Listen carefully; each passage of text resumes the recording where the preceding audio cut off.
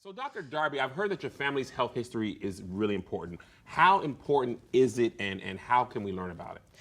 It's super important. I mean, we don't exist in a vacuum, certainly, Sure, right? yeah. And when people come to me, it is very valuable, especially I'm an emergency doc, so I want to know immediately the things that I need to be clued in on. So if you Right. can tell me, oh, my dad had a heart attack at age 45, that immediately makes me think, okay, he's at higher risk for early heart disease. So Got things it. like that are really important. Knowing in general if you have a history of diabetes and hypertension in your pretty immediate family. Like sometimes people will be like, oh, I got a third cousin who's, I don't care about that. Yeah. Black people cousin ain't really Right, cousin right, half right, the time. right, right. That was just Like, your mom's friend. Y'all not even related. We need so your mom and your don't- dad and your granddad, okay? Yeah. But we grew up together. No, focus. Right. But that said, I'd rather people give me more information than less. Okay. There are certainly genetic components specifically to heart health. So there are certain diseases like familial hypercholesterolemia. Was that real? Yeah. Oh, that's real. Familial cholesterol hypothermia? You did so well. Wow. Wow. I got lost in the middle of that. That was a word train. What was that you just said now? But it's just a genetic disease that makes people more likely to have high cholesterol. Relatively rare. High cholesterol is more likely from lifestyle, actually. But knowing things like that is important and can kind of inform some of my care. Got it. And I also think that, it's important to know, again, lifestyle is a key word here. If you are aware that a lot of your family has diabetes, but all y'all eat is tortillas and potatoes and fried chicken all day, then that it might have less to do with genetics and more with just a shared lifestyle. Got it. But that said, I want to know everything that you know. Got it. So if heart attacks and heart issues or heart disease run in my family, does that mean I'm definitely going to run into those problems? It means you have a higher likelihood of running into those problems. But again, knowing is half the battle. Not to be corny, Come on. but right? That's G.I. Joe. It's real. Yeah. Because then you can intervene earlier. I think a lot of times folks are like, well, I don't want to take medications for the rest of my life. That's not what it means. But Yeah. where else can we make some changes? Can we do a little more exercise? If you're smoking, you need to stop smoking. I don't care what your history is. Stop smoking right now if you're Right, smoking. okay. But regardless, there are things that we can do to try and prevent you from getting to a point where you have to see my smiling face looking Right. down at Because you. you might not be and then- smiling when, Right. when I they probably wheel won't me be- in. Right. I probably won't be smiling. I'll be nice, but I won't be smiling. Exactly. So, any tips on how to broach these conversations, with your family or grandma? You don't want to be like, hey, grandma, can I have a sweet potato pie? And also, what's your heart history? Tell me about your health. I love you. Yeah, I think these conversations can be really scary for people, and Yeah. especially if there's trauma or early deaths or whatever, people would rather not talk about it. Yeah. It's easier not to.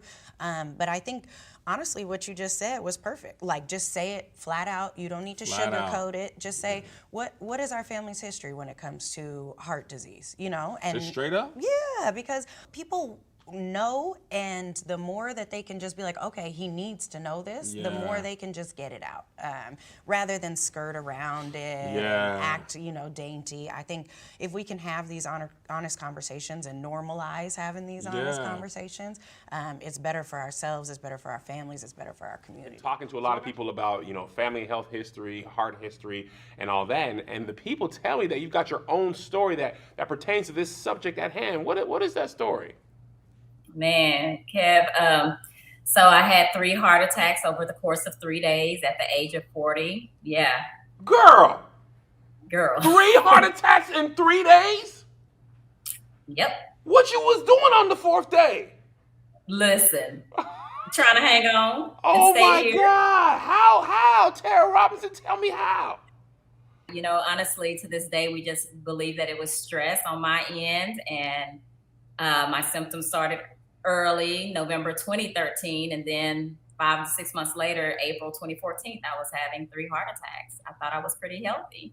Oh my God. And I've heard that heart attacks often look different in women, the symptoms. Was that the case for you? Yeah, well, for me, I had the textbook symptoms actually of left arm numbness, neck bothering me, upper back pain, feeling nauseated, all of those symptoms where most women don't experience that at all.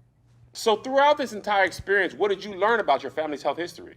Well, what I learned after the event was that, of course, we have high blood pressure, diabetes, and some of that going on my mom's side, but I didn't have those things, and I wasn't, really connecting those things to heart disease either. Mm. But then I found out on my dad's side, my dad passed away when I was 2, so we know how those circumstances can be. So I found out that all of his brothers and his father had passed from massive heart attacks. Mm. And so I would be the only girl if that, had I passed on or even to have heart issues from that side. Yeah. Wow. So after your incidents, how did your life change? Did you make any changes? Like, what was the next couple of months, years like? Well, Kev, I don't know if you know, I died on the operating table, went into sudden death, had a whole God experience, came back here. And so I had no choice for my life to change. I could no longer be the person that I was. So I remember from ICU calling an agency and say, hey, I need to find out about heart disease as much as I can because I clearly don't know anything about it. I wanted to make sure that I was doing everything that my cardiologist told me to do. So I had to change my diet. I went from frying chicken to baking it, or grilling it. That's kind of where it started. Then I went all the way down to being a vegetarian. And so now I flex, I'll go all the way up to chicken maybe one day and down back to being a vegetarian on another day. Okay. But I exercise a lot now and I really try to keep my stress levels. That's the key for me is keeping my stress levels at bay. And so that's what I've been doing ever since. So Tara, this all happened to you when you were 40 years old, which tells me it's never too late to change your life. Right. No, it's never too late. And we can start by just small steps, Kev. We can start by just like I said, going from fried to baked to grill, so that's a small step that we can take and we do those things. And you can find out more about that on livetothebeat.org about how you can take small steps to live a heart healthy life.